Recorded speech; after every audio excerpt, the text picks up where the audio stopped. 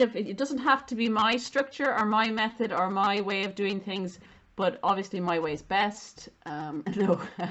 Whatever way you use is fine. It doesn't have to be my way, but if you've struggled in the past to find a way to answer these questions, then this will help you. Okay, and I've used this method with classes for years, and the weaker students in particular who struggle with trig have found this method really, really useful. Okay, so we'll talk through this. So in this diagram, which I'm using as my example, we're told that this is x, this is 10, and this is 40 degrees. So we're being asked here to find x, okay, which is obviously a side. What I get my students to do is to write down what we're being asked to find. So we're being asked to find x, which is a side.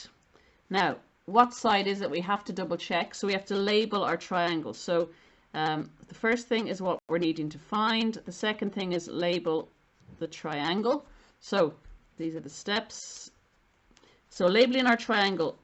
First thing, the side opposite the right angle is the hypotenuse. Okay, the side opposite the angle is the opposite. And the side next to the angle here is the adjacent, or the A. So we write down, we're trying to find the side which is x, which is the opposite. What do we have? We have an angle which is 40 degrees. We have the hypotenuse, which is 10. And we don't have any information about the adjacent. Nothing, we don't know anything about the adjacent, and we're not being asked to find the adjacent. So what I do then is we look and see, well, we have the opposite and we have the hypotenuse, and we remember what our ratios are. So our ratios are SOHCAHTOA. We're looking for which of those has the opposite and the hypotenuse together, which has O and H.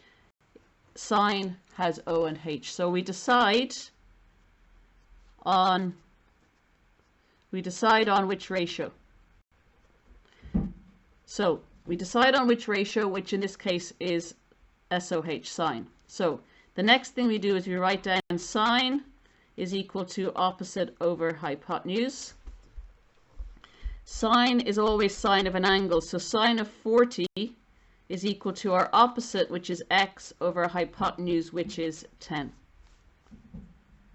Okay, sine is equal to opposite of hypotenuse. Our opposite is x, and our hypotenuse is 10, so sine 40 equals x over 10.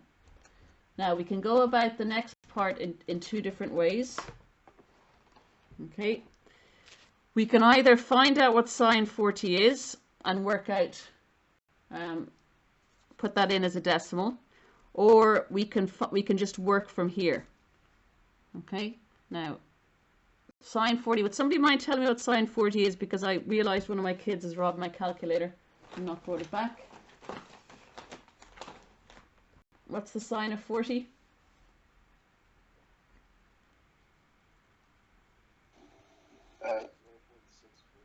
0.64. Just give me one more decimal place there.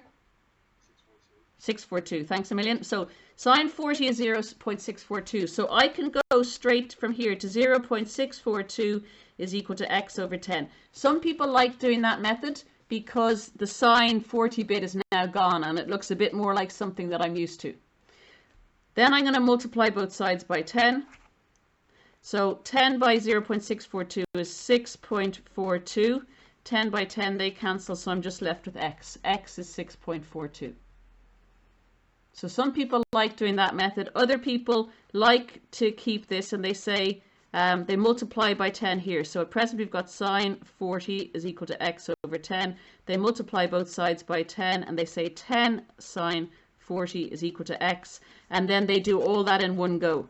And they get the same answer, of course. Okay, 6.42 is equal to x. So that's my answer. What I found out is that the side that's missing, which is the opposite side, is 6.42. So that's what I would recommend as a way of finding the side in a triangle using sine, cos and tan. I'll do an angle in a moment.